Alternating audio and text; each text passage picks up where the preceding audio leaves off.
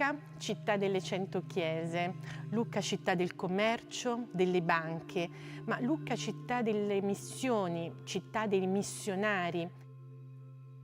In particolare ricordiamo il beato Angelo Orsucci, nato a Lucca nel 1573, lascia la sua città per raggiungere terre lontane. Nel 1618 arriva come missionario nel Sollevante. Ripercorriamo adesso insieme le tracce emblematiche della sua presenza all'interno della nostra città. Su Angelo Orsucci l'Archivio Storico Diocesano di Lucca conserva numerosa documentazione, in particolare l'atto di battesimo del 9 maggio 1573 che avvenne nel battistero della cattedrale di San Martino di Lucca. Nel 1680 fu aperta la causa di beatificazione. Noi conserviamo anche altra documentazione all'interno della causa, soprattutto le inquisizioni che furono fatte ai testimoni. Molto interessante è anche l'autentica di una lettera di Angelo Orsucci mentre si trovava prigioniero. Si tratta di una lettera molto importante perché conserva l'unica testimonianza del testo in spagnolo della lettera inviata nel 1621 dal Giappone.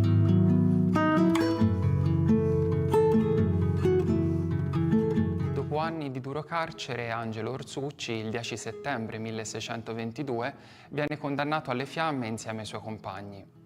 Ma la sua morte non ha spento la memoria della sua opera missionaria. Infatti ne ha un tangibile ricordo il prezioso reliquiario custodito qui nella cattedrale di Lucca, che è stato realizzato dalla bottega Favilla in occasione della sua beatificazione. Il reliquiario presenta un angelo tunicato che regge la teca contenente una delle ultime lettere inviate da Orsucci ai suoi cari prima di accogliere la palma del martirio. I documenti qui esposti testimoniano in particolare il coinvolgimento diretto delle massime istituzioni dell'antica Repubblica di Lucca, tra cui diverse deliberazioni del Consiglio Generale, come quella qui esposta del 1645, e molte lettere degli anziani volte a ottenere l'intervento di altri stati cattolici, come questa lettera alla Regina di Spagna del 28 novembre 1671. Possiede inoltre la raccolta di scritture di Giovanni Battista Orsucci e a tale raccolta appartiene il pezzo qui esposto, Vita e memorie del beato frate Angelo Orsucci, domenicano, uno dei martiri nel Giappone, contenente, fra gli altri documenti, la copia di 18 lettere scritte da Angelo Orsucci nel periodo 1599-1622.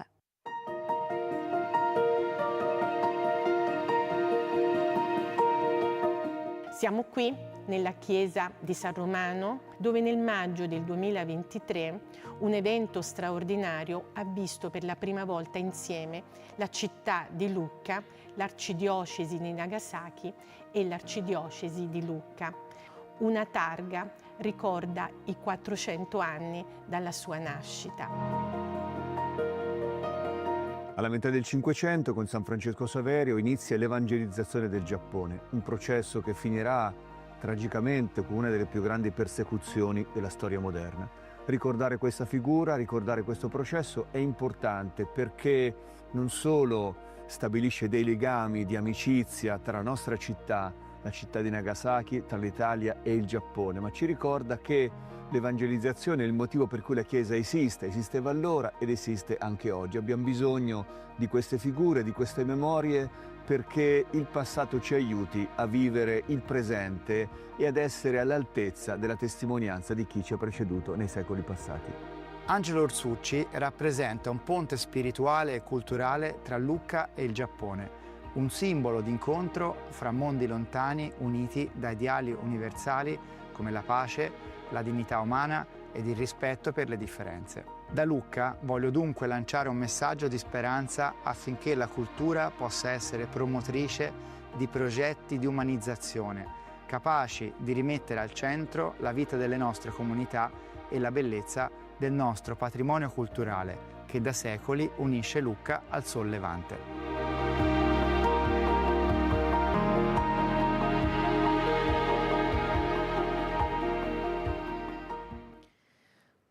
Good afternoon.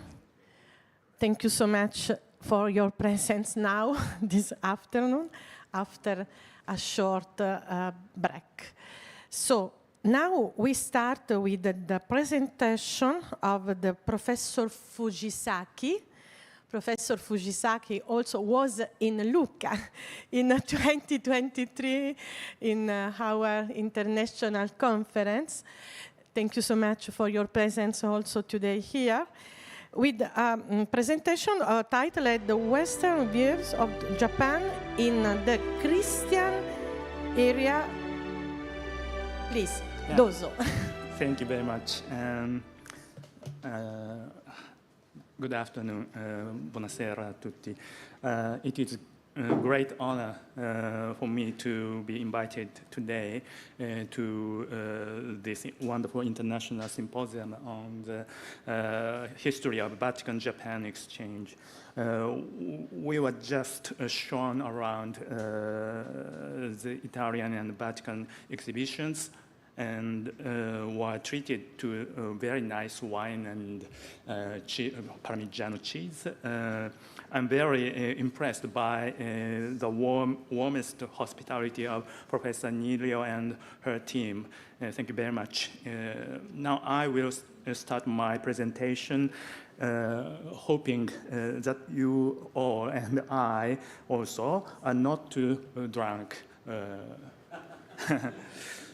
So my paper's title is just shown here, Western Views of Japan in the Christian Era. But I am a historian of medieval Europe and medieval papacy, Roman Curia.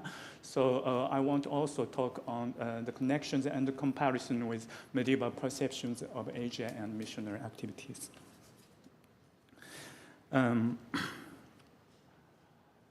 My paper focuses on the Catholic mission to Japan in the early modern centuries, examining the world view and image of Japan that the missionaries held, the events they witnessed in the course of the work, and how these experiences reshaped their pre-existing perceptions. Although this phenomenon may appear local and time-bound, it must, in fact, be understood within the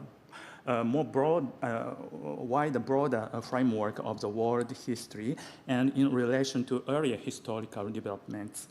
For example, the very foundations of the Catholic missionaries' image of Japan had already been laid in the 13th century through the encounters between East and West across the Eurasia continent. At the same time, this implies that European views of Japan had remained largely static for nearly 3 centuries, with little no updating. Thus, the missionaries who arrived in Japan in the 16th century were inevitably a group whose knowledge was outdated and imprecise. Nevertheless, the Catholic mission, however temporary, achieved remarkable success and left a profound religious and cultural imprint on Japanese history. A glance at Kano Naizen's Namban Byobu, now housed in the Kobe City Museum, vividly reveals the curiosity and astonishment with which Japanese observers experienced this encounter between Japan and the world, captured in meticulous brushwork. Moreover, the underground Christian tradition that endured through subsequent periods of persecution has since gained international recognition. The canonization of 26 martyrs of Japan in 1862, the beatification of Pedro Kibe and 187 companions in 2008, and the inscription of the hidden Christian sites in the Nagasaki and Amakusa region on the UNESCO World Heritage list in 2018. These milestones testify that the Catholic mission to Japan was neither haphazard nor disorganized, but rather a systematic endeavor driven by clear motives and one that offered many Japanese people a new worldview through a significant cultural impact. Accordingly, in analyzing the Catholic arrival in Japan and their subsequent activities, it is essential to situate them within the broader historical conditions, both within Western Europe and globally, that made such efforts possible. This study will therefore trace European worldviews and perceptions of Asia from the 13th and 14th century through the 16th and 17th, focusing in particular on the evolving cartographic tradition of the Mappa Mundi and the resulting image of Japan. In addition, it will examine the role of interpreters, the key I omit this phrase, the challenge of evangelization foreigners and pagans had, of course, been a central concern of church history, Western church history, since the 1st century.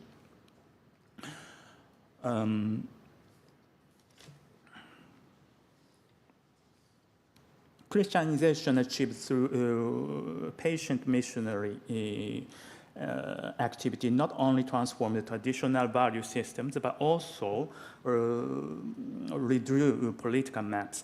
The Catholic or Jesuit mission then did not begin suddenly in the 16th century, but was rooted in a long tradition of missionary practice encompassing both sacred and secular dimensions. At the same time, missionary work often provoked deep cultural conflicts, sometimes escalating into unending theological dispute or even violent clashes. To avoid such outcomes, the Church sought methods of evangelization that would minimize friction while maximizing effectiveness. Western Europe offered a prominent historical precedent for the Christianization of Europe in the early Middle Ages, was a paradigmatic case. This paper will therefore also consider missionary activity in the 7th to 10th centuries with the aim of comparing it to the Catholic mission in Japan. Through this comparison, I hope to clarify what the Catholic missionaries sought to communicate to Japanese as foreigners and pagans, how their images of Japan evolved, and more broadly, whether the Japanese case reveals a particularity or universality within the history of Christian mission. East-West contacts before the arrival of Catholic and image of Japan. The 13th century marked an unprecedented period of intensified contact between East and West. At the center of the interaction was the Mongol Empire, which achieved military and political unification over nearly the entire Eurasian continent. The empire, following the long tradition of nomadic horse people rising in East Asia, consisted of the Yuan dynasty, Gencho in Japanese, ruling China proper, and a loose federation of related states, Ulus, extending their influence across Central Asia, West Asia, and Baltic Sea region. Within this vast realm, relatively safety of travel was ensured, realized, which in turn stimulated the flourishing of overland exchanges. One notable form of such contact was the dispatch of a diplomatic mission or religious missionary from Western Europe, diplomatic and missionary from Western Europe to the Mongols. These envoys, often members of mendicant orders, Franciscans or Dominicans, but especially Franciscans,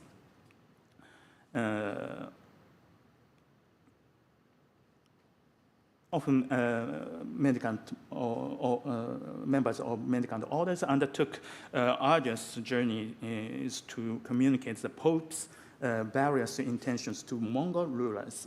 Their aims included halting the Mongols' advance into Europe, and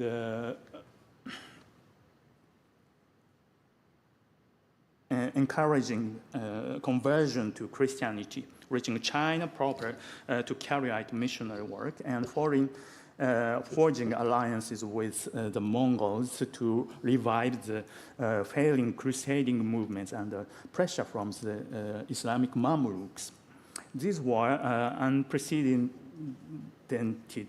initiative repeatedly attempted despite great difficulties. In the end, apart from the temporary success of Giovanni da Montecorvino's mission in China, he was a Franciscan, Europe gained little from the Mongols. Yet the numerous reports left by these friar envoys, preserved as official records for the papacy, remain invariable in their detail. They provided contemporary and later observers with some of the most accurate information available about Central Asia region or further east. For Italian city-states, such accounts furnished crucial stimuli for expanding profitable trade with the East. Italians were merchants. For modern researchers, there are indispensable sources that reveal aspects of material culture and customs that rarely survive in other forms of documentation. Importantly, these records also described Eastern Christians, especially Nestorian Christians. Though often marred by bias, they nevertheless show how these communities were widely established from Syria to the Far East, and how they played a key role as rare intermediaries in what can rightly be called the first wave of globalization. In Japan, by contrast, remained unfortunately untouched by this global movement. The Mongols twice attempted invasions, but were forced to retreat owing to their inexperience in naval warfare and the destructive force of typhoons. Neither Catholic missionaries nor Nestorian Christians showed any discernible interest in Japan, at least as far as surviving sources indicate. But meanwhile, the Kamakura shogunate, the first warrior government in Japan, concentrated its efforts on strengthening defense in northern Kyushu after repelling the Mongols. Its energies were soon consumed, however, by internal dispute over reward for military service. Despite this isolation, a work produced in the latter half of the 13th century profoundly shaped the European image of Japan for more than 2 centuries. The author, Marco Polo, likely born in Venice, accompanied his father and uncle on their second journey, merchant journey eastward in 1271, traveling from the western to eastern edge of Eurasia. He remained in Yuan dynasty empire during the height of Kublai Khan's reign, enjoying the Khan's patronage until beginning his return in 1291. Upon returning to Europe in 1295, his experiences were recorded in the form of dictated and compiled into a 4-volume Il Milione, or The Travels of Marco Polo. The work overflowed with marvels unimaginable to ordinary Europeans, and it also was derided as a liar. Yet the book's renown never waned. It was translated in perhaps first written in French, Old French, and then translated into Latin and numerous vernacular languages, generating a vast manuscript tradition and circulating widely up to the present day. The purpose here is not to assess the authenticity or historical value of the Marco Polo's travels, but rather to consider the impact of its reference to Jipangu found in Book 3, Chapter 8. The following discussion will summarize the passage. For example, Jipangu is a large island located 1,500 miles from the continent. The island yields abundant gold, and its inhabitants possess limitless wealth. Because of its distance from the mainland, merchants do not visit. The land is therefore overflowing with gold of excessive value. The roof of the sovereign's palace is entirely covered in gold. The islands produce a great quantity of precious stones, etc., etc. The description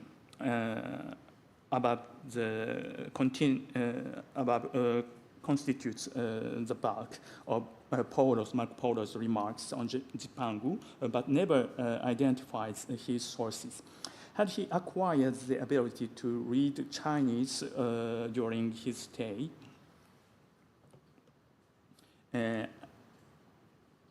he might have supplemented his knowledge by consulting official histories predating the Yuan dynasty. Yet no evidence of such research is apparent.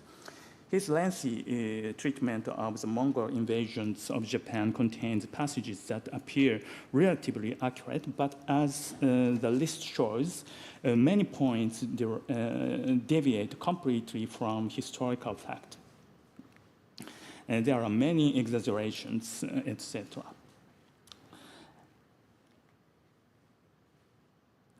As will be discussed later, perhaps, up until the 16th century, there were virtually no individuals engaged in trade missionary activity around Southeast Asia and Japan who had acquired the Japanese language. This applied equally to multi-stage interpreting, where messages passed through several, not only one, but several languages, and to dialect interpreting between sources and target. This fact may help explain the striking error in Polo's statement that Jipangu did not trade with China, a claim that stands in marked contrast to the well-attested historical reality. Within the East Asia cultural sphere, Chinese characters provided a common written medium. In diplomacy and trade, the diplomat language was literally Chinese, and even those unfamiliar with pronunciation could comprehend meaning through writing. At the popular level, communication likely involved a mixture of Chinese dialects and elements of Japanese or Korean, etc. In cases of difficulty, the written form often bridged the gap.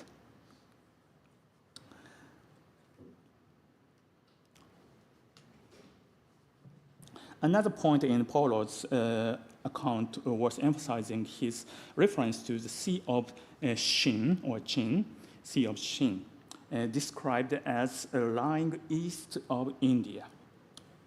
As will be noted later, the discovery of the sea in the early 16th century prompted a radical transformation of the European worldview, shaping both the production of world maps and map mundi, or world maps, and the development of new sea routes.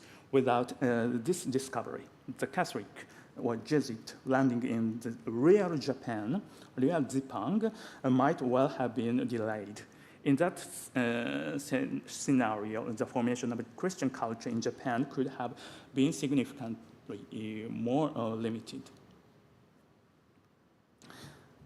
By the late 14th century, Mongol Empire had entered a gradual process of dissolution, although it managed to retain dominance over the steppe area. Its influence over Eurasia as a whole was entirely lost. As a result, exchanges between Western Europe and China via Central Asia declined. In the 15th century, the rise of Ottoman Empire and the Timurid Empire further obstructed smooth overland communication between East and West. Yet it was precisely in the latter half of the 15th century that Western Europe embarked on an enterprise that would radically transform the world. This was the beginning of what later generations would call the Age of Discovery by sea. For the subject of this paper, this era holds particular significance as it provides the historical link between Marco Polo's Zipang in the 13th century and the Catholic mission to Japan in the 16th. Why did the Age of Discovery begin? The reasons were multiple and complex. I should omit the explanation because of I have so much time. So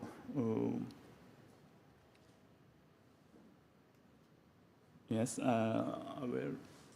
there are technological advances and Spain and Portugal justified this exploration as a mission to spread the gospel because they were Catholic. The age of discovery was also the age of new mappa mundi, or world map. Accurate maps were considered essential to the success of a voyage, a fact obvious to all. Yet in the latter half of the 15th century, cartographers still had a little choice but to rely on ancient texts. In particular, when it came to the question of where Asia was located on the globe, the only resource was to reconstruct knowledge from semi-legendary depictions accumulated since antiquity and the Middle Ages, supplemented by Marco Polo's accounts of overland travel. One map of special form of this period was this map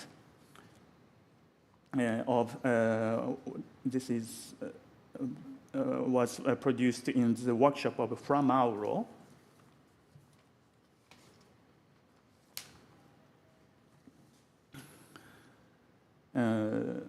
Camaldoli's monk in Venice.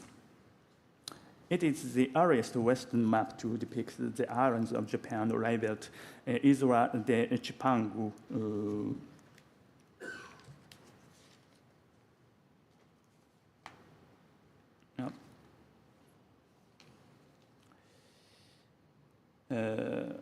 At the same time, its portrayal of Asia, like that of the earlier the Bilga map of the 1410s, relied directly on the travels of Marco Polo and thus remained bound to the 13th century worldview.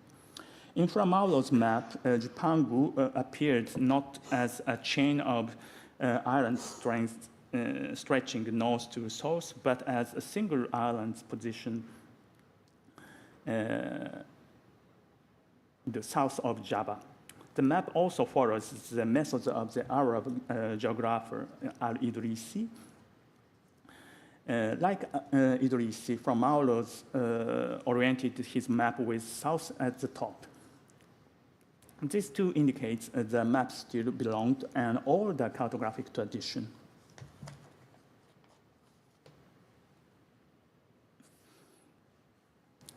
By the end of the 15th century, however, the situation changed dramatically. The Florentine humanist Paolo da Pozzo Toscanelli, drawing on knowledge inherited from Eastern Roman scholars and the works of Strabo, produced a new map. He attached it to a letter sent to a Portuguese cleric. This letter, which argued that one could reach the Spice Islands, Moluccas, and Asia by sailing westward, was passed on to the King of Portugal. A copy of the same contents prepared by Toscanelli himself eventually reached Christopher Columbus. Here, 3 points required careful confirmation. First, European knowledge of Asia had not advanced beyond the 13th century. Second, regions not even perceived in rumor, such as the Americas, could not appear on the maps at all. Third, map makers and navigators often worked with size and distance estimates the diverged the widely from reality.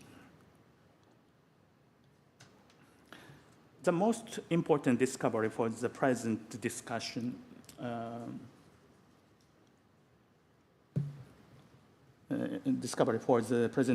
however, was not the New World itself, but rather the representation of Asia on the world, Baldo Zemura's world map of 1507.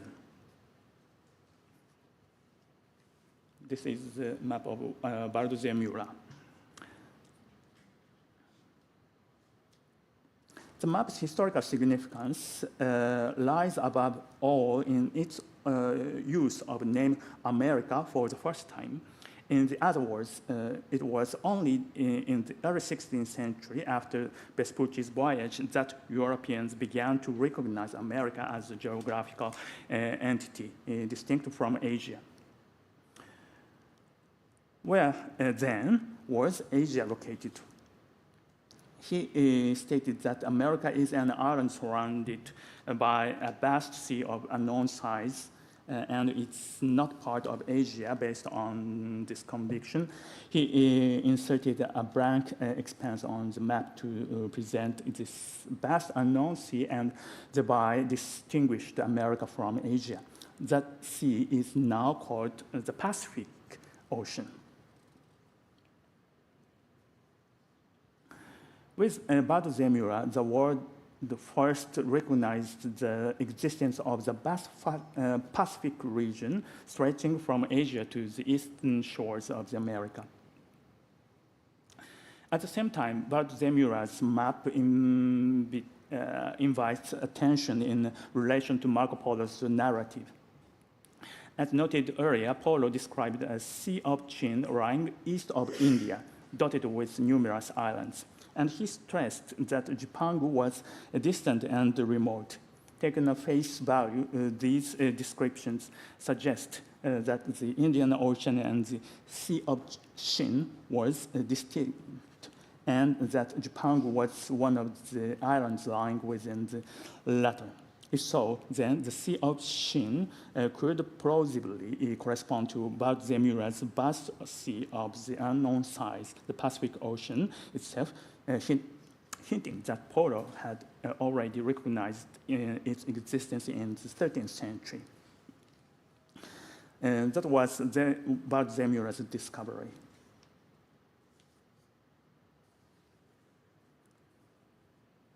there was, oh, sorry. Japan is drawn here.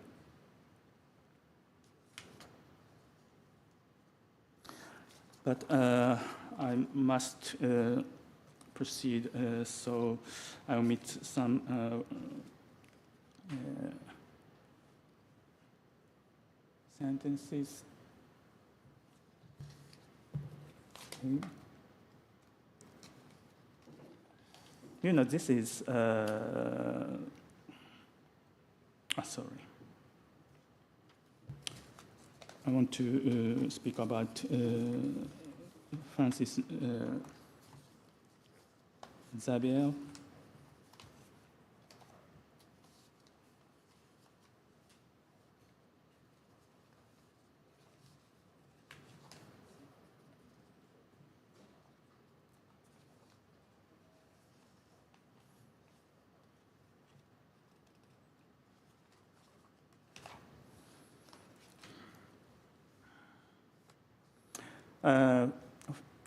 Francis Xavier, with an interpreter, Angelo,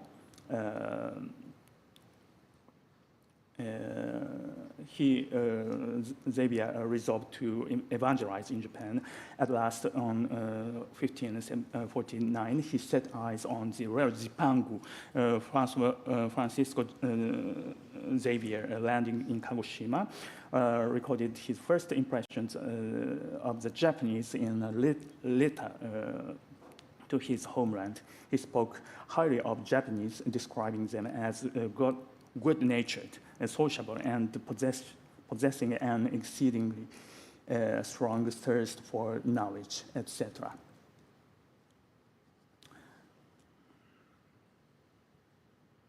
For him, Japanese society and culture were not inferior to Europe, but rather superior in certain aspects.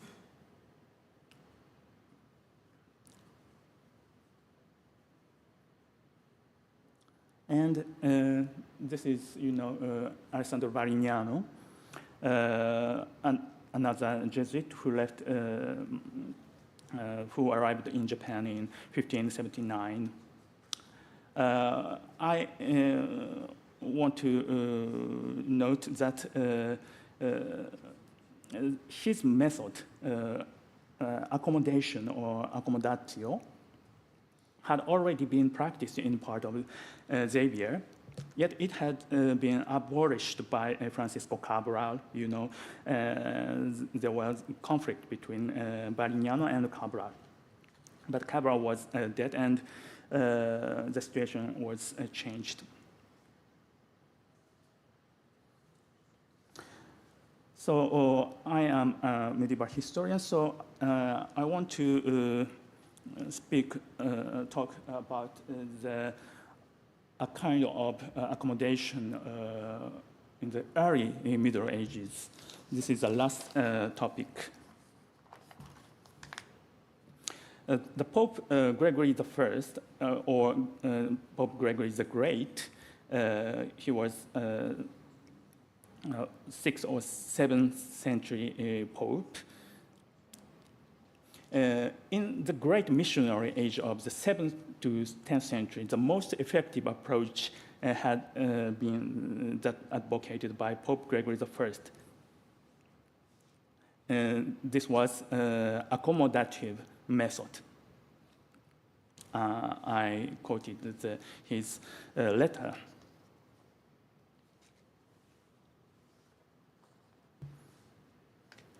Sorry, I want to close my presentation.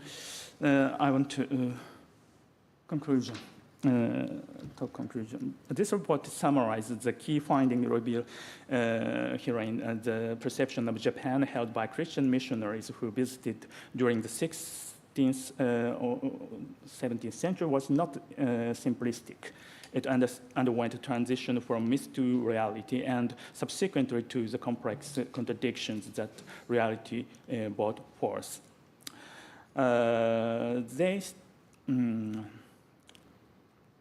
So Ultimately, the missionaries' records from this period not only hold value as the first detailed scholarly reports introducing Japan to the West, but also serve as invaluable historical sources for understanding the dynamic of comprehension and friction, and strategy and reaction when different civilizations encounter each other. The journey are thus not merely tales of geographical discovery, but records of a grand dialogue between cultures and values. Thank you for your kind attention. Thank you so much. Thank you so much. But a topic very important is accommodatio. This is a Latin word that is not accommodation. It's not accommodation. It's another thing. Okay, but this is important to reflect on the significance of the Latin words.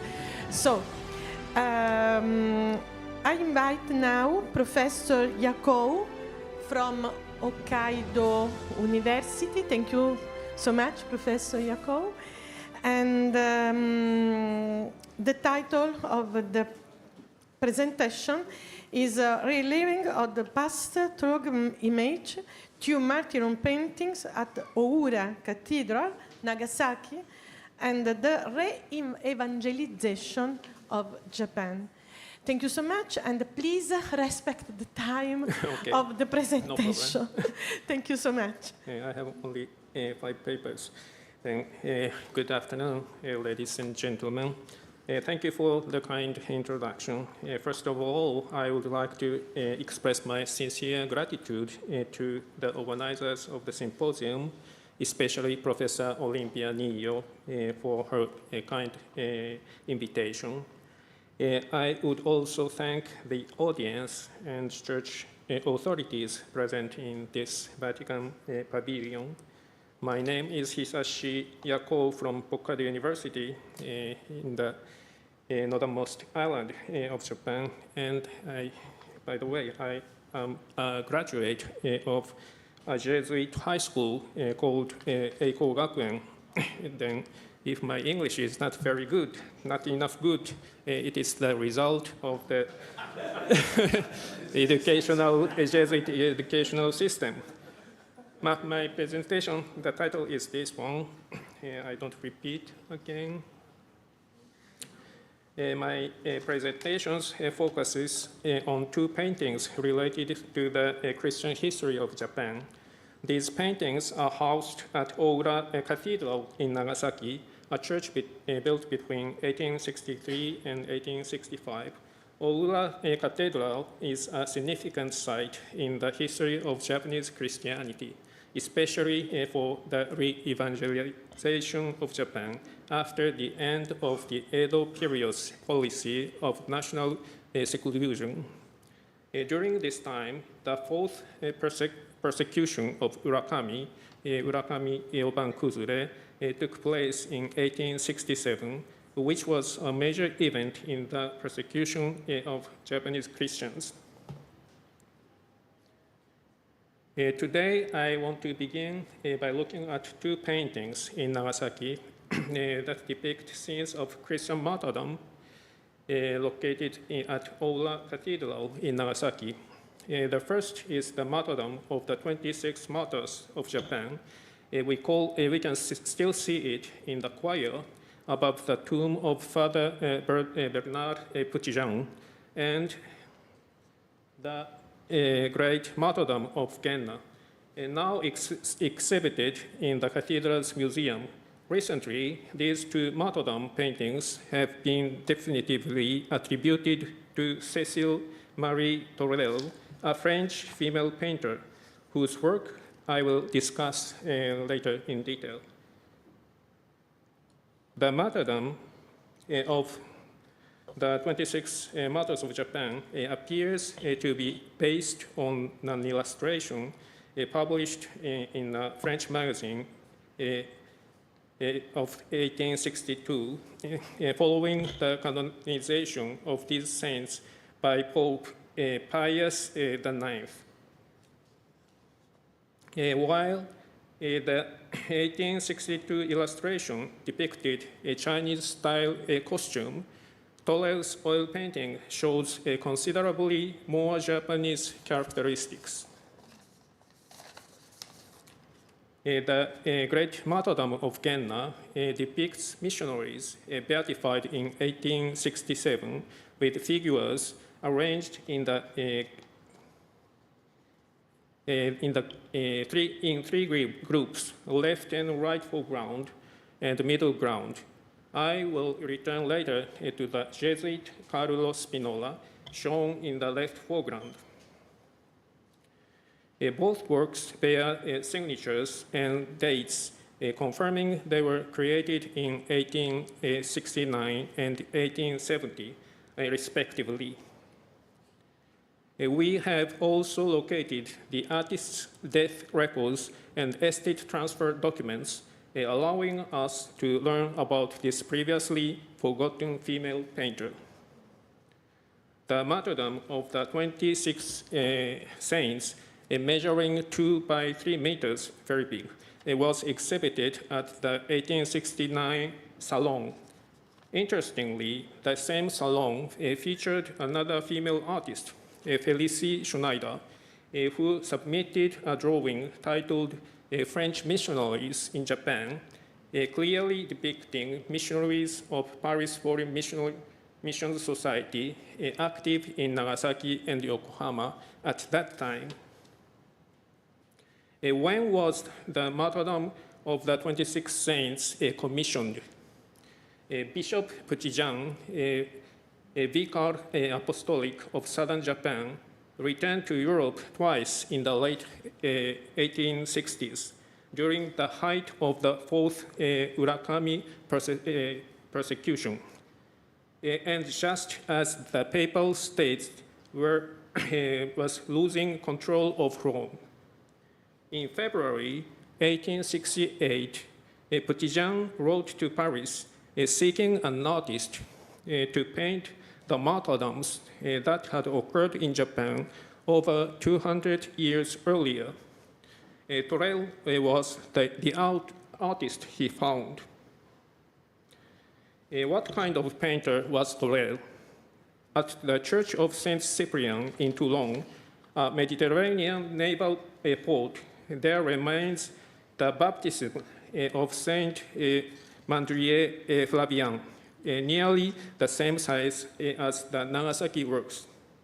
This depicts the Christianization of Gaul, the area of modern-day France, in the 6th century by Saint Cyprian. In Versailles Cathedral, where Torel spent her late years, she painted Saint Geneviève and Germain, depicting early Christian evangelization in the same region. Most intriguing among Torel's works is the indulgence under Pius IX at the Consolazione Hospital in Rome, conserved in an Italian private collection. This shows wealthy Roman women washing the feet of simple women from the Ciociaria region south of Rome during Holy Week, with Pope Pius IX coat of arms clearly visible. Given that the Nagasaki paintings were long attributed to a female artist from Florence, Firenze, not France, Torel's creation of this Rome-based work suggests she may have resided in Italy. In summary, we can say that Torel was primarily a religious painter, though she also created portraits and still lifes, maintaining close relationships with the Catholic Church. From limited surviving information, we know Torel lived from 1840 to 1908, exhibiting at 21 salons from 1869 to 1900. Her estate records indicate she lived modestly. She was very poor. Significantly, during her 20s through age 50, Torel lived in Paris, always in the left bank of the Seine, in the former 11th arrondissement, which now belongs largely to the 6th. Her teacher, Marie-Cécile Donnier, also maintained residence and studio in the same area. Nearby stood the Church of Saint-Sulpice, which during this period was actively engaged in painting decoration projects. This provided Torel an ideal location to study 19th century religious art and develop as a religious painter. The Paris Foreign Missions Society, where Petit-Jean belonged, had its headquarters in a neighboring area. Nearby was also the chapel where the Virgin Mary appeared to Catherine Labre in 1830, leading to the worldwide diffusion of the miraculous medal. We can say that, that even in the middle of advancing secularization, Torel was positioned to experience firsthand the relationship between 19th century Christian revival and its art. Now we go back to the pontiff who reigned in this difficult period for the Roman Church. The Pope Pius IX Museum displays an excellent collection of medals issued during his reign, including one commemorating the canonization of Japan's 26 saints. These medals represent Pius IX major achievements, that is, the restoration of San Lorenzo fuori le mura and its tower construction, the rebuilding of fire-damaged San Paolo fuori le mura. Naturally, it also includes a medal for the promulgation of the Immaculate Conception doctrine. I would stress that the canonization of the 26 martyrs of Japan held equivalent significance to this great achievement of the Pope. Returning to the Torel's great martyrdom of Genna, the foreground center shows a scene of wiping the blood of martyrs killed during persecution. This directly references Saint Praxedis, who buried Christian remains in the mid-2nd century in the ancient Roman period. The 19th century tendency of reference to the Christian origins can be understood through an interesting example, previously not well known in Japan, which comes from Ireland. It is the main altarpiece of Dublin's Jesuit church, depicting Francis Xavier preaching in Japan, created in 1860 by Bernardo Celentano, a short-lived painter active in Rome. Remarkably, these altar stone materials incorporate spolia retrieved from the fire-damaged San Paolo fuori le mura in Rome. In Torel's great martyrdom of Genna, the lower left show Carlo Spinola blessing a child before their martyrdom. Works depicting Spinola existed from immediately after his martyrdom in 1622. Around the same time, Torel was depicting the renovated image of Spinola. Giulio Cesare Ferrari, an artist from Bologna, exhibited in Rome in 1869 the blessed Carlo Spinola before being burned alive for faith in Japan. The title is too long. I don't pronounce all the title. It was commissioned by Francesco Paolo Spinola, a descendant of Carlo Spinola, likely in connection with Carlo Spinola's 1867 beatification. This is the letter from Francesco Paolo Spinola to Ferrari.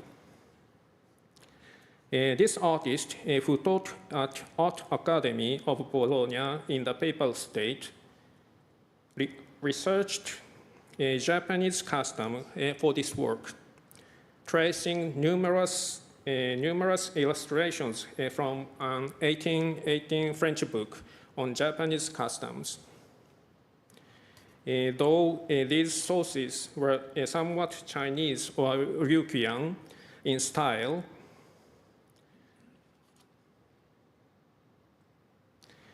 surviving materials show he also carefully drew Japanese samurai figure in pencil, though the original image he refers to is unknown.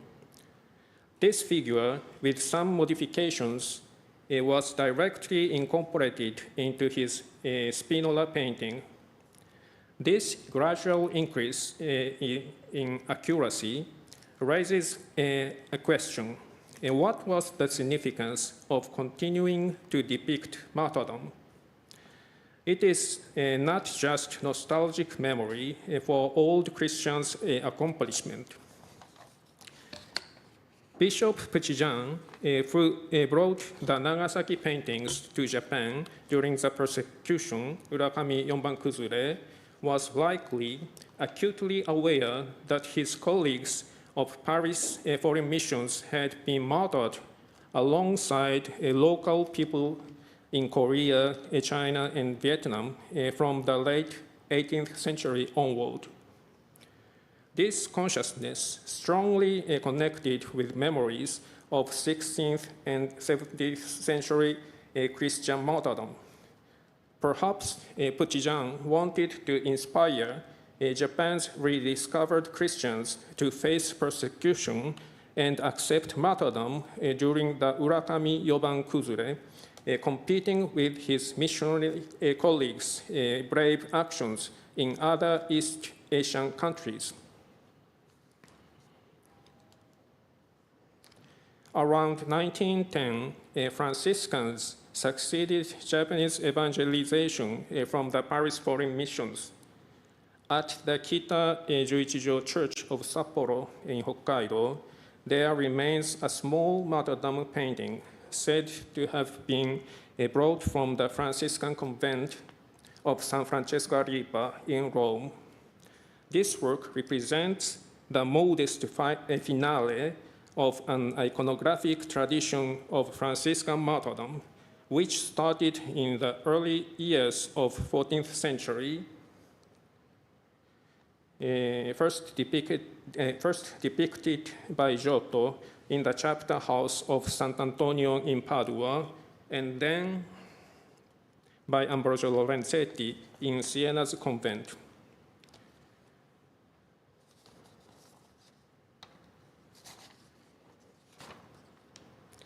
In this way, the memory of martyrdom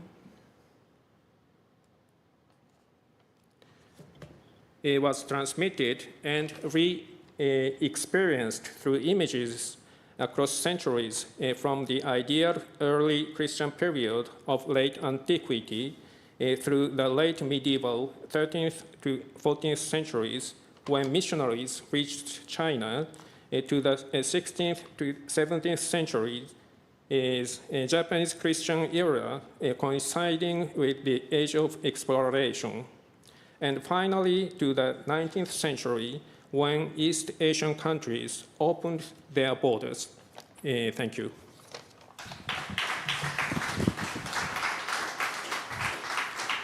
Thank you so much. And I guess Nakamura Bishop was very happy to hear this presentation about Nagasaki. Thank you so much. And now I introduce a new, different presentation, because now we have opportunity to hear directly an experience from missionary people here in Japan, from Shimenzan Center. And I invite Maria De Giorgi from the Shimenzan Center Interreligious Dialogue di Nagomi Machi in Kumamoto, with a presentation in Italian, but every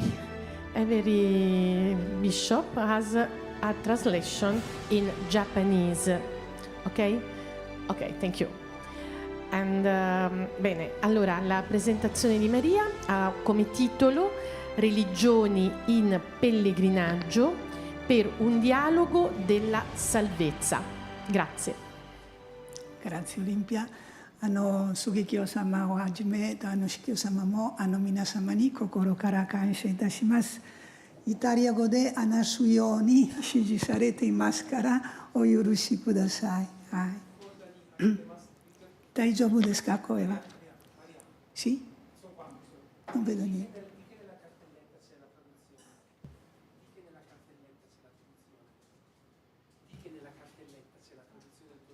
これはいただいたものですけれども、これは日本語の訳ですけれども、よろしければどうぞ。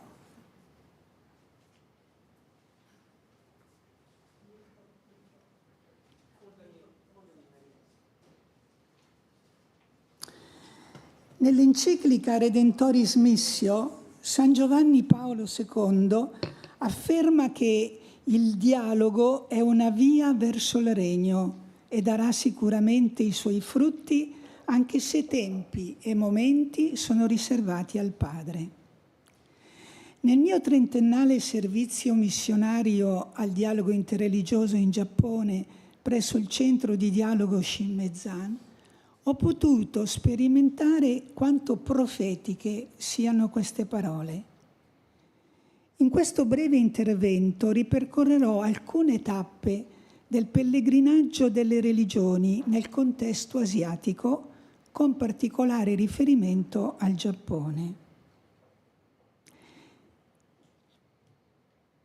Pellegrini in dialogo sulla via della seta. Lo studioso giapponese Takakusu Junjiro, in un catalogo risalente all'VIII-IX secolo, scoprì un'opera scritta da un monaco buddista che viveva a Chang'an, attuale Xi'an, in un tempio poco lontano dal monastero cristiano di Dakin. In questo scritto si sostiene che Prajna, monaco buddista proveniente dal nord dell'India, giunto nella capitale cinese nel 782, fu richiesto di tradurre i sutra che aveva portato con sé. Poiché Prajna non conosceva né l'Uighur né il cinese, chiese ad Adam, monaco siriaco che risiedeva nel monastero di Dakin e che aveva fama di grande traduttore, di essere aiutato nella traduzione dei sutra.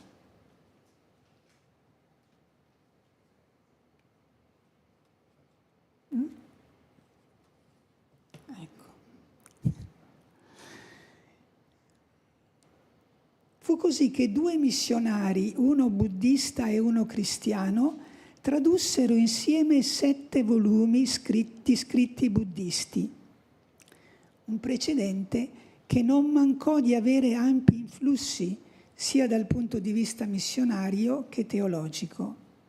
Ad esempio, nello stesso tempo, nello stesso monastero in cui viveva Prajna, studiava anche un monaco giapponese, Kobo Daishi Kukai, poi fondatore della scuola Shingon del buddismo tantrico giapponese, che portò in patria come uno dei suoi tesori i sutra tradotti da Adam e da Prajna.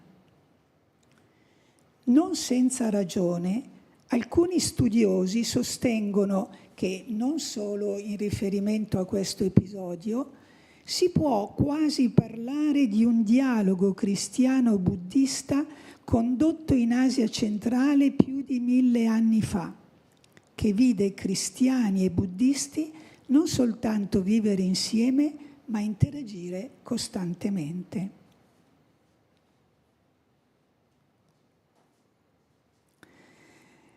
Francesco Saverio, errando per le strade ondose per riprendere il titolo del simposio, fu il primo missionario cristiano a raggiungere il Giappone. Oggi l'abbiamo già sentito varie volte. Sbarcò a Kagoshima il 15 agosto 1549. Rimase in Giappone poco più di 2 anni, ma la sua impronta fu indelebile. Nonostante le difficoltà della lingua, la complessità della cultura e le difficili condizioni politiche, grazie all'attività dei primi gesuiti, il cristianesimo si diffuse ben presto non solo tra il popolo, ma anche tra i nobili. Figura di particolare rilievo, e anche questo l'abbiamo già sentito oggi, nella prima fase della missione giapponese fu Alessandro Valignano. Nel 1580 Valignano preparò un catechismo, la cui caratteristica più importante fu il tentativo di trovare nelle religioni locali, shintoismo e buddismo, barlumi di verità per avviare il pellegrinaggio del catecumenato. Valignano scrisse anche il noto cerimoniale per i missionari del Giappone, in cui precisò e difese il principio e le norme di un sano adattamento alla cultura e all'ambiente giapponese. In quanto visitatore, inoltre, Valignano concepì, promosse e preparò anche la prima ambasceria giapponese in Europa, nota come, nella storiografia giapponese, come Tenshō Shonen Shisetsu. L'ambasceria Tenshō fu la prima missione diplomatica giapponese inviata in Europa e rappresenta un momento di grande rilievo nei rapporti tra Giappone e Occidente. La delegazione, composta da 4 giovani nobili giapponesi convertiti al cristianesimo e inizialmente guidata dallo stesso Valignano, partì da Nagasaki nel 1582. Durante il loro itinerario europei, i giovani ambasciatori visitarono Lisbona, Madrid, Firenze, Venezia e infine Roma, dove furono ricevuti solennemente da Papa Gregorio XIII e successivamente da Papa Sisto V.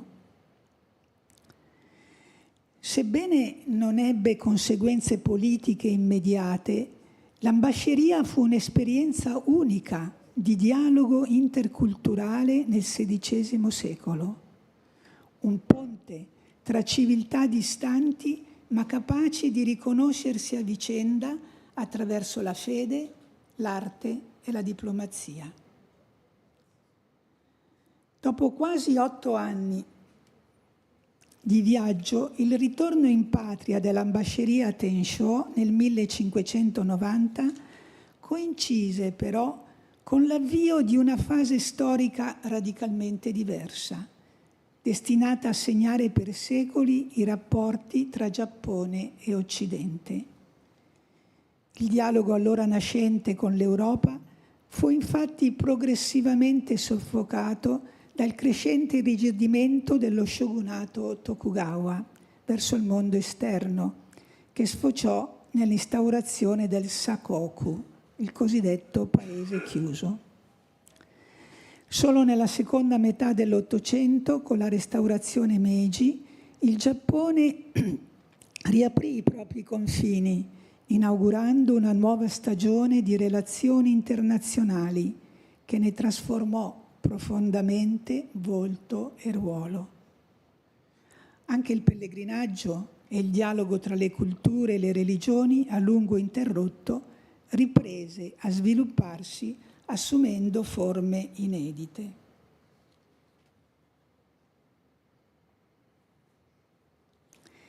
Il Concilio Vaticano II rappresentò un momento epocale nella storia della Chiesa e del mondo. Con nuova consapevolezza, la Chiesa si presentò al mondo come pellegrina tra i popoli, desiderosa di dialogare, ascoltare e costruire ponti. Non a caso, il Vaticano II fu anche il primo concilio ecumenico a invitare osservatori non cristiani.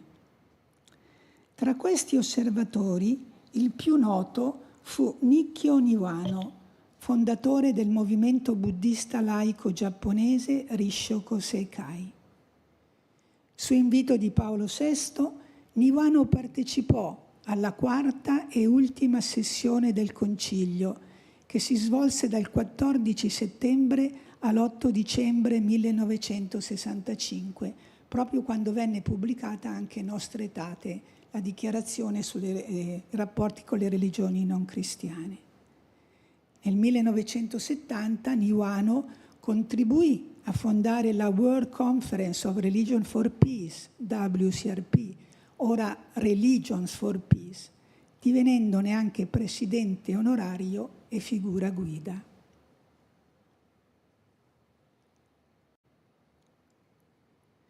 Il 27 ottobre 1986 San Giovanni Paolo II convocò ad Assisi i rappresentanti delle religioni mondiali per pregare insieme per la pace.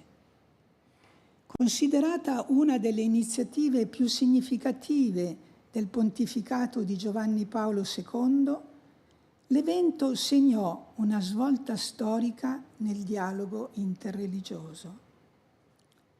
Tra le personalità presenti si distinse il venerabile Yamada Etai, 253esimo Zasu, grande abate, della scuola buddista giapponese Tendai. Profondamente colpito dall'esperienza, il venerabile Yamada, nello spirito di Assisi, promosse in patria un'iniziativa analoga. Dal 1987, ogni 4 agosto, sul Monte Hiei si celebra il Summit delle religioni per la pace. Nel solco dello spirito di Assisi si collocano anche gli incontri interreligiosi di preghiera per la pace promossi dalla comunità di Sant'Egidio di Roma. A questi eventi, fin dall'inizio, hanno preso parte numerosi rappresentanti delle tradizioni religiose giapponesi, contribuendo a diffondere un clima di fraternità e di dialogo.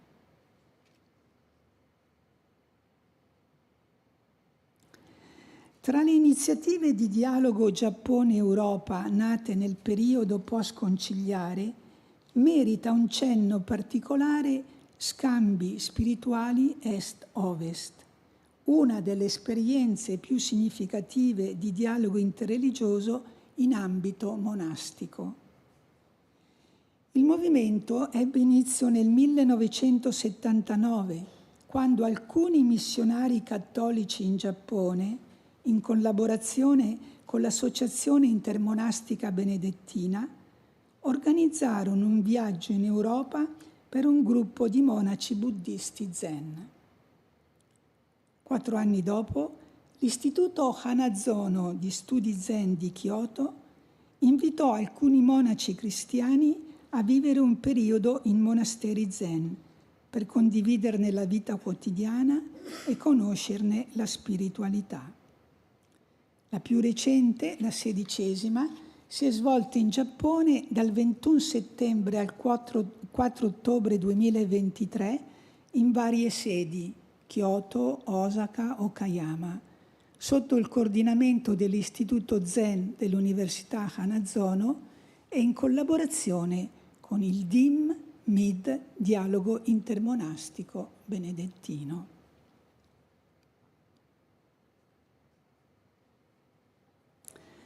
Nel post-concilio i vescovi giapponesi hanno rivolto una speciale attenzione al dialogo interreligioso.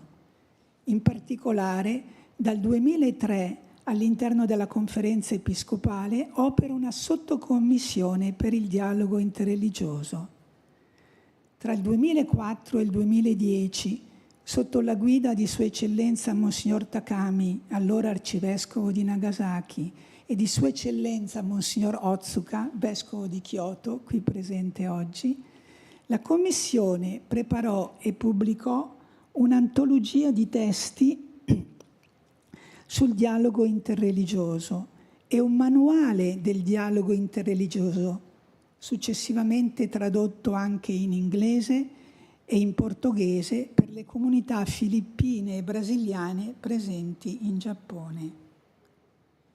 In una seconda fase, dal 2010 al 2018, sotto la guida di Sua Eccellenza Monsignor Okada, allora arcivescovo di Tokyo, la sottocommissione organizzò simposi interreligiosi annuali, coinvolgendo rappresentanti delle varie tradizioni religiose in un confronto sui temi di maggiore attualità per la società giapponese.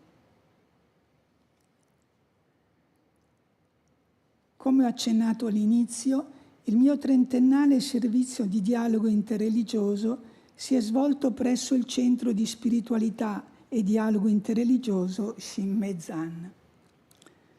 Fondato nel 1987 dal missionario saveriano padre Franco Sottocornola con la collaborazione del venerabile Furukawa Tairyo, capo del tempio buddista Shinmezan Schweitzer di Tamana, Shinmezan è situato sulle colline che sovrastano il villaggio di Heboura, all'estrema periferia della città di Nagomi, nella prefettura di Kumamoto e nella diocesi di Fukuoka. Ecco qui l'inaugurazione con l'allora vescovo di Fukuoka, Monsignor Hirata. Numerose negli anni le attività che via via sono nate e si sono consolidate. Visite, contatti con monaci buddisti, con cannucci shintoisti della zona, nonché con le sedi delle cosiddette nuove religioni, incontri di formazione al dialogo per sacerdoti e animatori pastorali, fondazione e guida del gruppo di dialogo interreligioso, scusate, sono andate avanti, nel distretto di Kumamoto, incontro biennale di preghiera per la pace, a cui partecipano i nostri partner di dialogo, celebrato nello spirito dell'evento di Assisi. In quanto centro di spiritualità, Shinmezan è aperto a tutti coloro che desiderano trascorrere un periodo di silenzio, di preghiera e di ricerca interiore e di dialogo. Negli anni non sono mancati ospiti di varie provenienze religiose, anche dall'estero, a conferma del perenne pellegrinaggio interiore che anche l'uomo moderno non si stanca di percorrere. Un particolare pellegrinaggio che fin dall'inizio consolidò il comune cammino di Shinmezan e del tempio Shinmezan Schweitzer fu la partecipazione ai pellegrinaggi di riconciliazione e di pace condotti dal Giappone alla Cina, i due paesi che una lunga guerra aveva diviso e contrapposto, che il venerabile Furukawa aveva intrapreso a partire dal 1984. Grazie alla mediazione della Croce Rossa cinese ci fu possibile celebrare all'aperto riti di suffragio, buddisti e cristiani, per tutte le vittime della guerra e di invocazione della pace. A conclusione di questi ripetuti pellegrinaggi interreligiosi, a Fangshan, potemmo costruire un centro di riabilitazione per bambini disabili, consegnato poi come dono alla Croce Rossa cinese, grazie a fondi raccolti in Giappone, in Italia e in Germania, i 3 paesi che erano stati in guerra con la Cina. Durante il pellegrinaggio del 1990 potremmo spingerci fino a Xi'an, lo storico punto di partenza e di arrivo della Via della Seta. In quell'occasione era con noi il venerabile Ide Satoshi, capo del tempio Sainenji del buddismo della terra pura di Imari, prefettura di Saga. Con lui sostammo su una torre della cinta di mura dell'antica città, da dove, guardando verso occidente, si poteva intuire il percorso della Via della Seta. Anche a partire da questa esperienza, il venerabile Ide pubblicò in seguito una serie di articoli, frutto di un intenso scambio con diversi interlocutori anche cristiani, su vari temi religiosi, affrontati in autentico spirito di dialogo. Lo pubblicò sul quotidiano locale Saga Shimbun, il giornale di Saga. Quegli scritti furono poi raccolti e pubblicati in 2 volumi, dal titolo molto significativo Kokoro no Shirikurodo, la via della seta del cuore, a testimonianza di un pellegrinaggio interiore condiviso e mai interrotto. Il secondo volume, soprattutto, raccoglie le conversazioni e il lungo dialogo fraterno con padre Allegrino Allegrini, missionario del Pime originario di Lucca, residente a Saga, a cui lo legava una profonda e sincera amicizia. Davvero il dialogo interreligioso è un pellegrinaggio del cuore e della mente, come lo definì Papa Francesco, una via verso il regno che darà sicuramente i suoi frutti, anche se tempi e momenti sono riservati al Padre. Grazie.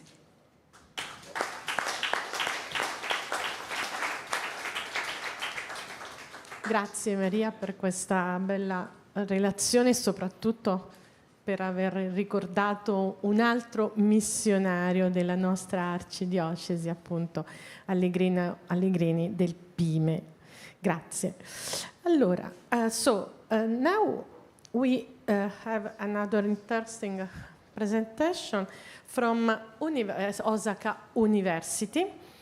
I invite here Professor Koji Kuwakino and Dr. Ken Yu-Ting from China. The title of the presentation is Science and Art in the Garden, a crossroad of the cultural exchange between Europe and the East. Doso. Grazie. Buonasera a tutti. Prima di iniziare vorremmo ringraziare l'Arcidiocesi di Lucca, nella persona di Monsignor Paolo Giulietti e la professoressa Olimpia Niglio dell'Università di Pavia, per averci consentito di partecipare a questo convegno, che approfondisce alcuni aspetti dei primi scambi culturali tra l'Italia, il Giappone e la Cina. Allora cominciamo.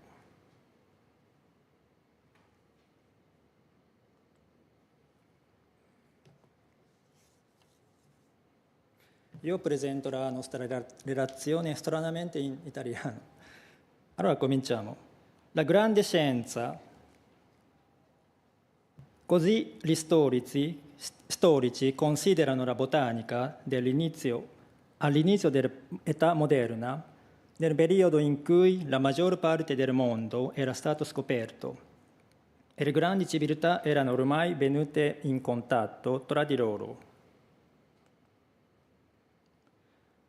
Nella mappa di Abraham Ortelius del 1570, l'Asia Oriente è ben delineata, testimoniando graficamente le tappe delle esplorazioni portoghesi. Nel 1498 l'India, nel 1509 Malacca, nel 1513 la Cina e nel 1542 il Giappone.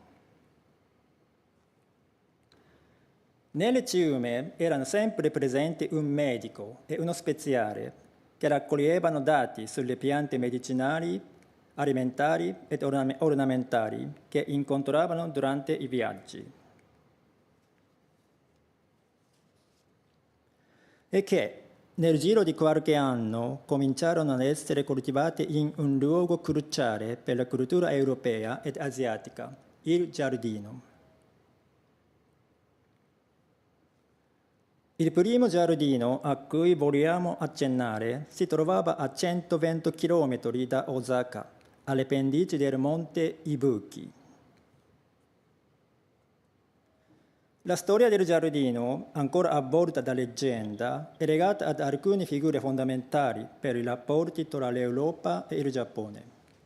La prima è quella del primo unificatore del paese, Oda Nobunaga, che concesse ai gesuiti dei terreni ad Osaka ed ad Azuchi per costruire dei seminari e un ospedale. Il giardino del monte Ibuki doveva servire per rifornire l'ospedale di piante medicinali, una questione su cui torneremo. Tra i gesuiti coinvolti nella costruzione di questo giardino ritroviamo poi il bresciano organtino Niecchi, sordo, e il lisboeta Luis Frois.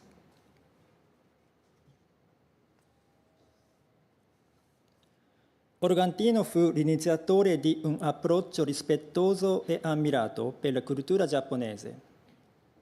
Nelle sue lettere scritte nel 1577, al proposito generale, sosteneva che i giapponesi erano superiori agli occidentali in tutto, tranne che nella fede, e che comparati a loro siamo barbarissimi. A Luis Frois spetta invece il merito di aver descritto per primo, con occhi occidentali, 22 giardini giapponesi.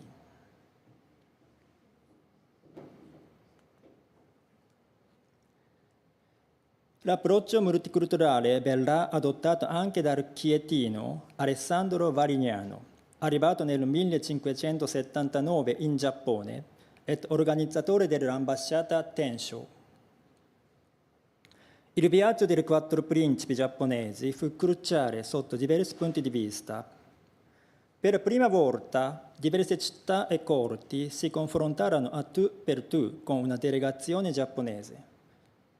Variano riuscì a dimostrare i successi nell'evangelizzazione del paese del Sol Levante.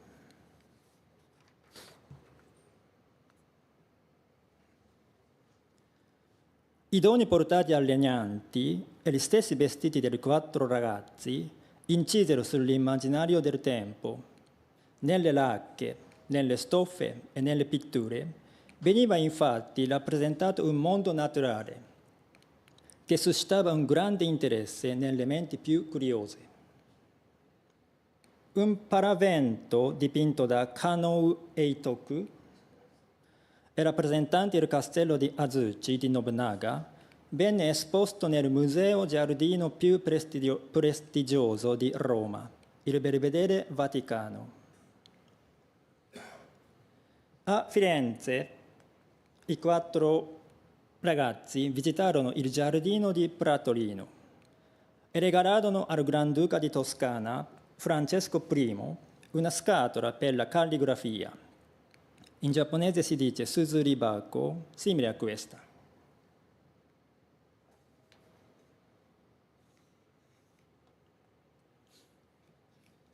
Pratolino e il Belvedere non furono gli unici importanti giardini incontrati durante il viaggio.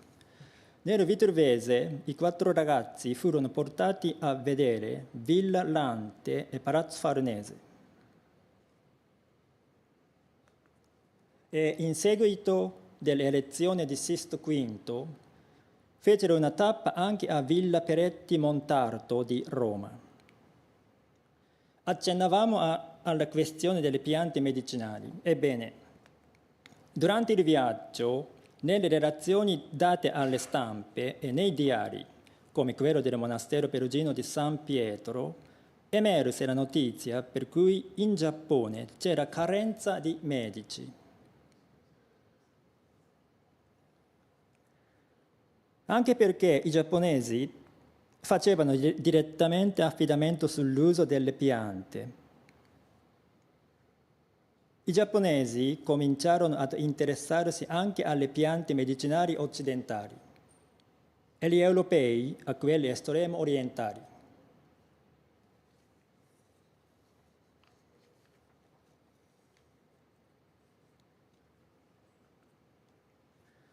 Tra il 1613 e il 1620 si era svolta anche la seconda ambasciata giapponese condotta da Hasekura Tsunenaga.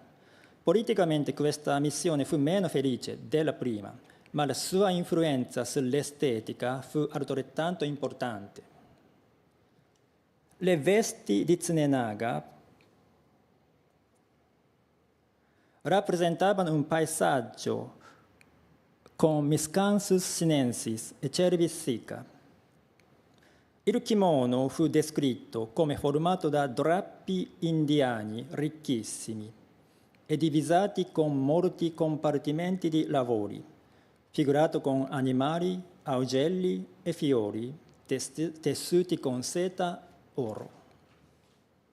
Ebbene, nelle dimore più importanti del barocco romano cominciarono a comparire stanze all'indiana, decorate con sete bianche, ricamate con fiori e uccellami. Ma concentriamoci su una casa in particolare, in cui si trovava una stanza giapponese. Si tratta della dimora di Casciano dal Pozzo, un personaggio cruciale nella Roma del tempo e socio dell'Accademia dei Lincei dal 1622. Lo storico dell'arte Francis Haskell lo ha definito come il primo cittadino privato il cui gusto indirizzò il gusto di un'epoca, e quell'epoca era il barocco romano. E come segretario del cardinale nipote Francesco Barberini, e Casciano fu la figura attorno a cui ruotò tutta la produzione culturale della corte papale dell'Urbano VIII. È compreso un libro cruciale per la storia del giardino, Flora, ovvero cultura di fiori, del gesuita Giovan Battista Ferrari, il più bel trattato di giardinaggio del XVII secolo. Infatti, Ferrari, per redigere l'opera, ottenne dai Lincei e dai suoi compagni missionari le più recenti conoscenze sul mondo vegetale. Nel trattato Flora, Guido Reni e Pietro da Cortona rappresentavano così l'arrivo a Roma della rosa della Cina, Hibiscus rosa sinensis. Ma perché viene rappresentato il sistolo, lo strumento musicale del seguaci della dea egiziana Iside? Apriamo una piccola parentesi. L'Oriente nella cultura barocca era un concetto più ampio del nostro. Partiva dal Marocco ed arrivava al Giappone. Casciano e altri studiosi dell'epoca stavano tra l'altro riscoprendo il culto che i romani avevano della figura di Alessandro Magno, arrivato fino in India seguendo le mitologiche orme di Dioniso. E studiando l'ellenismo venne stimolata una tendenza universalistica che ritroviamo negli studi linguistici di Athanasius Kircher e in quelli di storia Storia delle religioni di Lorenzo Pignolia. Entrambi erano alla ricerca di caratteri che potessero accomunare l'Egitto, l'India, la Cina e il Giappone. Ma torniamo a Casciano. Uno strumento indispensabile per le sue ricerche era la nutrissima biblioteca di famiglia, formata da circa 8.500 volumi. Tra questi, diverse decine riguardavano l'estremo oriente, compresi 22 tomi di lettere del Giappone dei Gesuiti. Ancora si conservano dei manoscritti della biblioteca e anche qui non mancano delle sorprese botaniche, come questa notizia scritta da un medico di Amsterdam sulle proprietà del ginseng coreano-giapponese.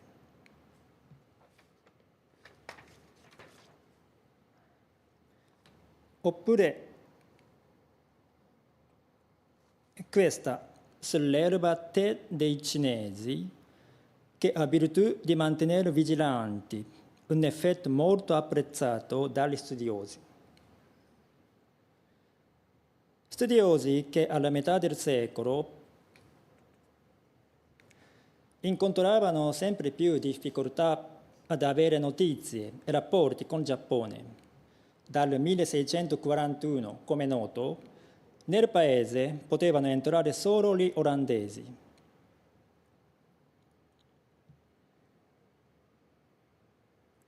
La cospicua presenza portoghese e spagnola a Roma aveva permesso alle corti cardinalizie e a Casciano di rifornirsi di studiosi raccati che riproducevano il mondo dei giardini giapponesi, ma ormai questo canale era chiuso.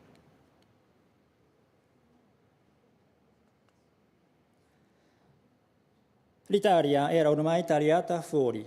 Nel 1650, nel porto di Livorno, il medico e naturalista Francesco Redi implorava i marinai inglesi ed olandesi di vendergli delle noci di cocco o un pezzo di ginseng.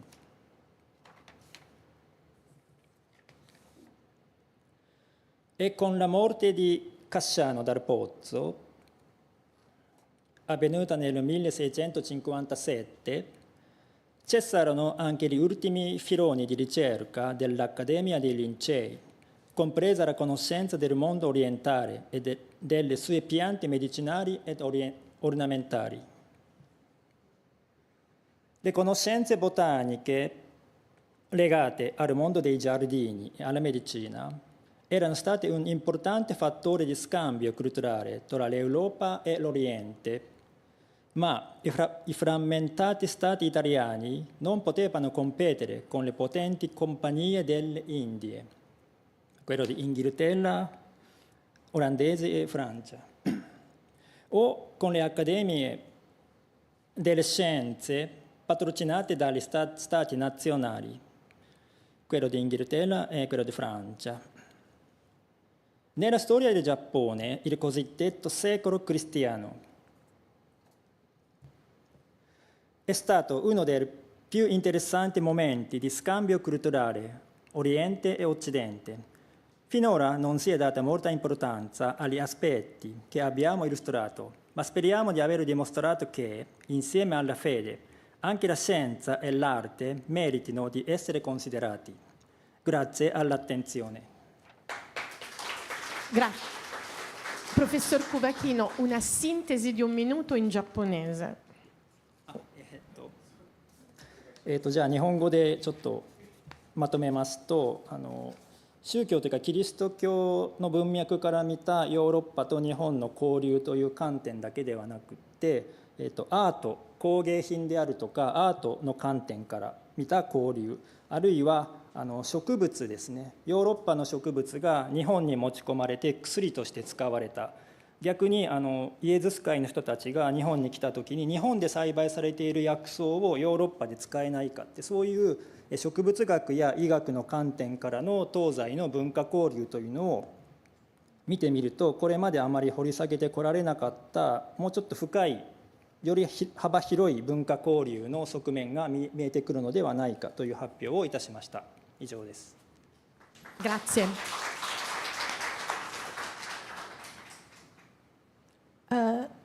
Now I invite Kan Takahama to present a special research project about the history of the Indian Christian here in Japan with the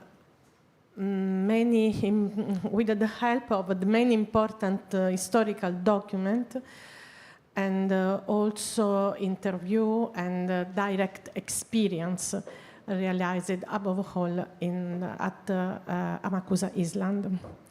Thank you so much.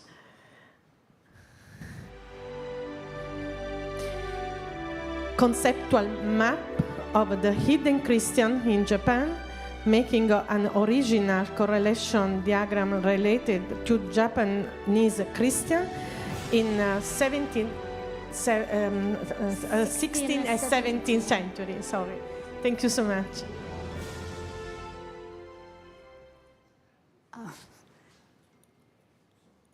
こんにちは、高浜寛と申します。漫画家です。I'm Kan Takahama, comic book artist. Hello. And I'm sorry, I have my presentation in Japanese. I'm sorry. 高浜寛と申します。漫画家で、ここ10年ほどリード社という出版社で主に歴史漫画を描いています。皆様今日はよろしくお願いします。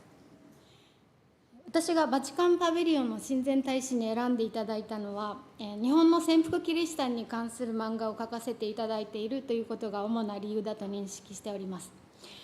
とはいえ漫画の世界にも16世紀17世紀に来日した宣教師たちが登場するものはたくさんありますし、キリシタンの乱と言われる天草島原の乱を扱ったものも多く存在します。しかし潜伏期に入った後のキリシタンに関するものはなかなかありません。あったとしても謎の宗教団体という扱いでその実態を描いたものはほとんど見かけません。2023年から連載を開始した私の獅子とボタンという連載のシリーズでは、まさにその潜伏期のキリシタンが登場するため、その点に注目していただき、ジュリエッティ大司教様やオリンピアニエリオ先生に声をかけていただき、今に至ります。2023年にはルッカの教会のスペースをお借りして漫画の原稿展示を開催させていただいたり、今年3月にはバチカンのシンポジウムにもお招きいただいて、教会の皆様には大変お世話になっております。獅子とボタンのストーリーは、主に宗教や信仰を持たない現代人の主人公がギャンブル依存の父親が作った借金の肩代わりをさせられるというところから始まります。金策に困った彼は1638年の天草島原の乱の際に日本のキリシタンたちが残した埋蔵金を探し、これを借金の返済に充てようと考えますが、捜索を続けるうちに徐々に自分の先祖がキリシタンであったことや彼らが果たしていた役割などを知るようになり、いつしか過去に誘い込まれていくという流れになっています。なぜこのような話にしたかというと、私自身が天草出身で、この島は天草島原の乱が起こった島、キリシタンの島というふうに認識されているにもかかわらず、その実態はまだほとんど解明されていません。それが逆に天草をミステリアスな島にしているわけでもあるんですが、天草のキリシタン史の解明はいまだに多くの人が興味を持つところです。もちろん私も子どもの頃からいつか取り組んでみたいなと思っていたテーマでもありました。過去に、作家の石牟礼道子さんも、島原の乱をテーマに春の城という作品を書かれていますが、彼女も私の祖父の実家のある地域の出身で、やっぱり天草出身で、この乱の実態を解明してみたいということでこの対策に取り組まれました。彼女が亡くなった後に石牟さんのお友達で渡辺京二さんというまた作家さんも亡くなられた方がいらっしゃるんですが、彼の有名な著書「バテレンの世紀」という本がありまして、渡辺京二さんは亡くなる前に私が島原の乱をテーマに漫画を描くということになった時にこの本をわざわざくださいました。石牟美智子さんと渡辺京二さんから、バトンタッチされたというふうに私は受け取りまして、この作品に今取り組んでいます。この作品を企画するにあたり最初に問題となったのは当時のキリシタンに関する資料です。ルイス・フロイスの日本史などにはたくさんの日本の信者が登場しますが、大名を除きほとんどの場合は洗礼名で登場し、実際はどこの誰だったのかよく分かりません。さらに報告書を作成していた宣教師たちが国外追放になったり処刑されたりしていなくなった後、日本のキリシタンたちがどのような活動をしたのかもほとんど知る術がありません。特に天草の場合、島原の乱でキリシタン人口のうち2万人以上は原城で殺されてしまい、彼らの痕跡もことごとく消されてしまいました。一揆軍のリーダー天草四郎をはじめ上層部の名前がいくらか残っていますが、それとてその家族がどうなったとか、後継者がいたのかどうか、コンフラリアがどうなったとかいうことはほとんど分かっていません。そういうわけで雲をつかむようなプロジェクトの最初の取っかかりとして、まずは、当時の地域別に年表とこの人物相関図を作成してみることにしました。外国から来た司祭たちや、教会に属する日本人、それから信者の組織、また幕府側の関係者、弾圧した側の関係者、仏教僧や山伏たちなど、関わった人々を現存する資料から片っ端に引っ張り出して書き出していきました。しかしそれだけだとやはり1600年初めくらいまでがせいぜいで、そこから先の作業として各家々に残る伝承の聞き取りを始めました。最初はどのくらいの家が情報を残しているのか全く未知数でしたが、会う人ルーツを尋ねているうちにちょっとしつこくあなたの家はどこから来たのかとか、何年ぐらいから家系図が残っているんですかとか、お会いするたんびにいろんな人に聞いて回りまして、そうして尋ねているうちに、天草は驚くほど多くの家が自分の出自に関する伝承を残していることが分かりました。しかもそういった家の多くが江戸時代以前から名字や家紋、家系図を有し、中には武具などが残っている家もあります。江戸時代は天領で武士はほとんどいないはずなのにです。つまりその室町末期から関ヶ原、大阪の陣あたりで敗走し落ち延びてきた人々が多いわけです。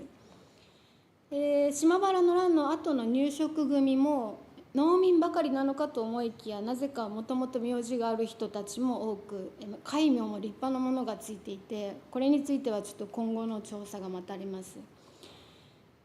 しかもそういった伝承を有する家々の中にはキリシタンだった家も多く、中には隠れ礼拝室がある家とかキリシタン関係の像を所持する家もあります。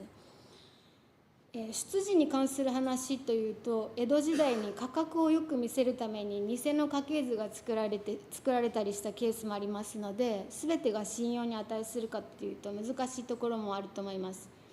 時間も経過しすぎていますし、一次資料がないものも多く、歴史学というよりは民族学のカテゴリーに入る作業なのかなと思ったりもしています。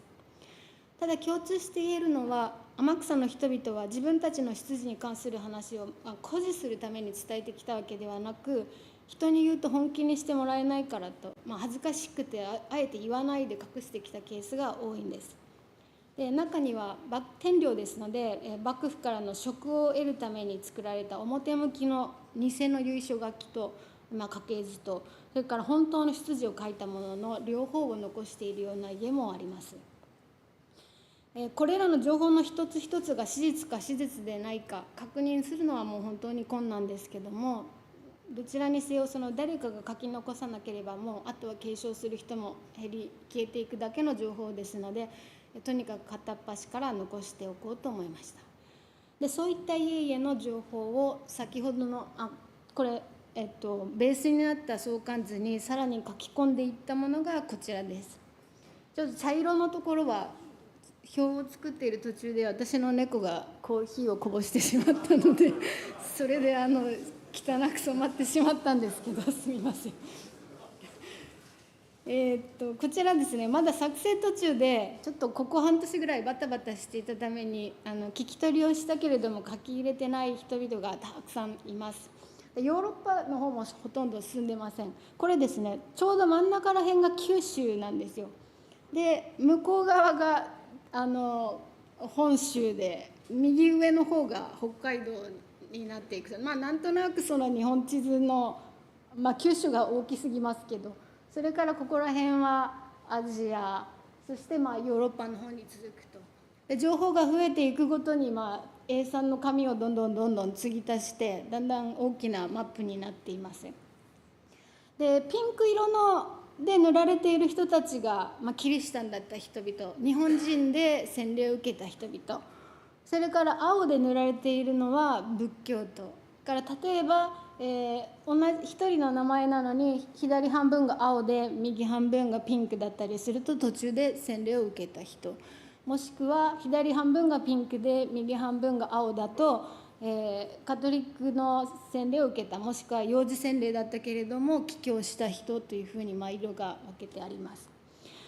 それからオレンジ色で塗られているのはヨーロッパから、すみません、ほとんど見えなくなっちゃってますけど、オレンジ色で塗られているのはヨーロッパから来た司祭たち、ヨーロッパもしくはラテンアメリカから来た司祭たち、緑色がヨーロッパ、海外から来たビジネスマン、ちょっと上の方に、例外的に中国人のビジネスマンとか、少し違う色で塗られていたりするものもあります。そしてオレンジ色の海外から来た司祭たちの中で、小さな丸が左とか右についているのはイエズス会だったりとかフランシスコ会とか会派によって色が分けられています。これですね、私自分の漫画の制作のために作り始めたんですけれども、皆さんにお見せするつもりで始めたわけではなかったんですけれども、こうやって作っていく中で、それまで漠然と日本にはかつて多くのキリシタンがいたと、そんなふうに、でも誰なのかよく分からなくて、数だけはとにかくいたらしいけれどもいなくなってしまったというようなイメージだったものが、こうやってその情報をつないでいくうちにはっきりと実在する人々の姿に変わっていくのを自分の中で感じました。また家々の伝えてきた情報をつないでいくうちに分かってきたこともありました。例えば、全く現在は関係がない家同士なのになぜかこの家とこの家で伝えてきたことが一致するだとか、もしくは、伝承に残された情報をたどってその家族が元いた地域を訪ねてみると本当にその名字を有する一族を見つけたりしたこともあります。天草島原の乱についてはどんなに調べても今更全貌は絶対にわからないと思っていましたし、今もそう思っていますが、こうしてみると若干の関連が見えてきた部分もあります。私の資料は伝承を多く含みますので、歴史の資料としては不十分なものと言えるでしょうけれども、しかしキリシタン史に関しては当事者たちが文献を絶対に残せないという、特別な事情があって今に至ってますので、これも残しておくといつか役に立つこともあるのかもしれないなと思っています。今後としてはこの相関図を長崎市内、大村、五島、平戸、壱岐、唐津、福岡、それから九州を出て瀬戸内、大阪とどんどん広げていって、いろんな方の伝承を聞かせていただいて、どんどん作り出していこうかなと思っているところです。なるべくたくさんの情報を、消えてしまわないうちに残しておいて、もし必要な方がいらっしゃったらお見せしたりお分けしたりできるようにしようと思っています。連載は10巻で今のところ終わる予定で、今2巻まで進んでいるんですけど、終わってしまったらこのマップ私が持っていても仕方がないので、何か、翻訳するとか、このままデータを更新するとかいうふうにして、必要な方には見ていただけるようにできればなと思います。今日お見せした人物相関図のほかに、さらに大きな歴史の年表もありますので、こちらもそのうちまたお見せできる機会があればと思っています。ちょっと私一人だけ毛色が違う漫画家でここにいるの間違いな感じなんですけど、聞いていただいてありがとうございました。本日はお時間をいただきありがとうございました。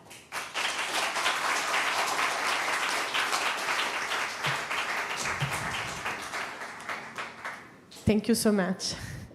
Grazie. Allora, a conclusione, consentitemi di scambiare qualche parola in italiano e di presentarvi il sito di Thesaurum Fidei.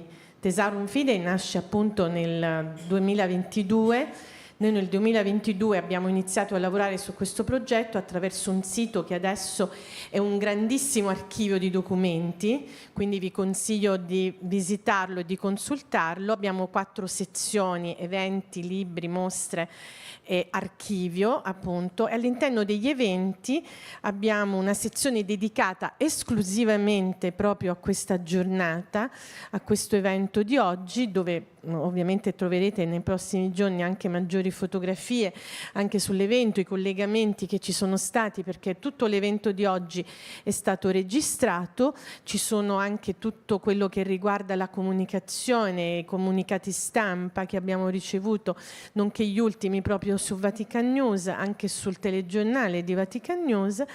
E infine volevo concludere, forse qualcuno si è accorto che all'interno del nostro programma non c'è stata appunto una relazione del nostro direttore di propaganda Fidei. Io dico anche nostro perché è un sacerdote dell'Arcidiocesi di Lucca, Don Flavio Belluomini, e è una relazione in italiano, però interessante nell'ambito di tutta quella che è la documentazione che custodisce e conserva Propaganda Fidei, soprattutto dalla sua fondazione, che già non è solo 1622, come ben sapete, ma riguarda anche una serie di documenti proprio alla fine del Cinquecento che furono raccolti e che proprio parlano del Giappone. E Don Flavio Belluomini, all'interno di questo video molto bello, che vi ripeto non vi mostriamo semplicemente perché è solamente in italiano, però vi invitiamo comunque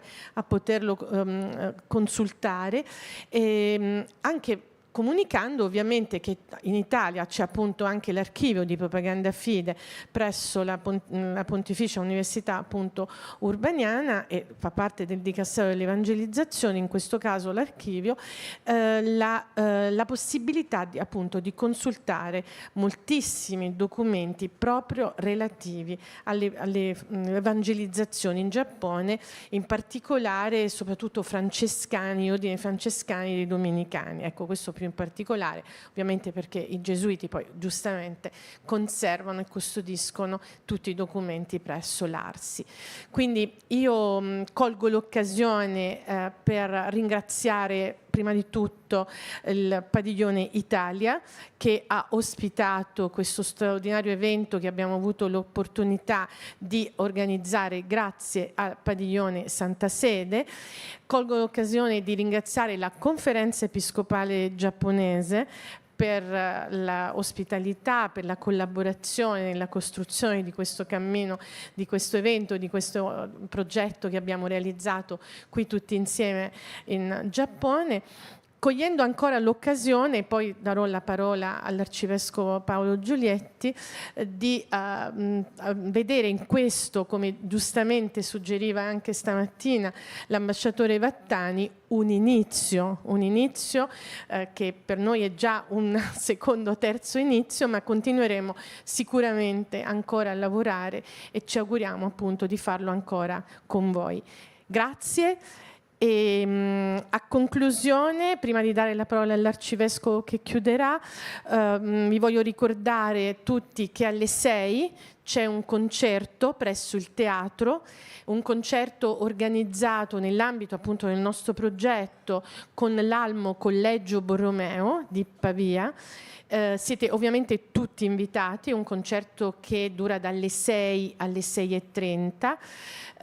Ovviamente chi deve andare ovviamente libero, però siete ovviamente tutti invitati. Grazie ancora, arigatou gozaimashita.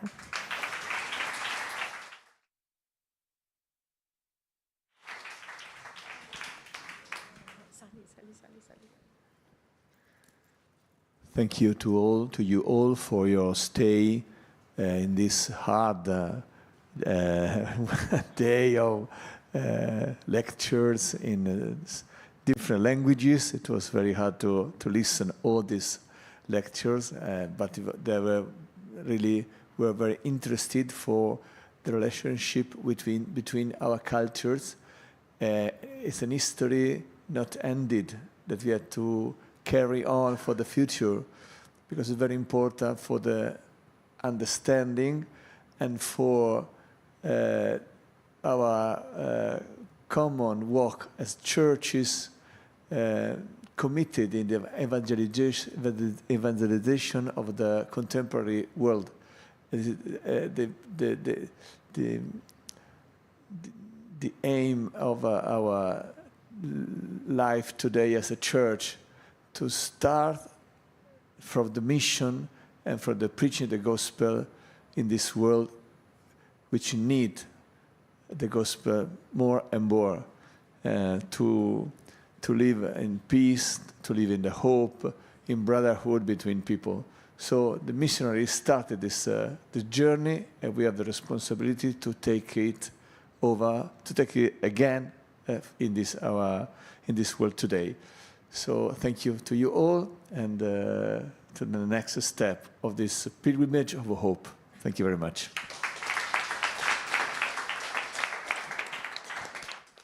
Allora, prima di ovviamente andare via, vorremmo fare una foto con tutti i vescovi e gli speaker. In English, sorry. At the end, a picture, whole bishop here and also speaker, because this is important to remind this event in the future. And for us, it is very important, this picture. Thank you so much, and I invite the whole bishops and all speakers here to take a picture all together. Thank you.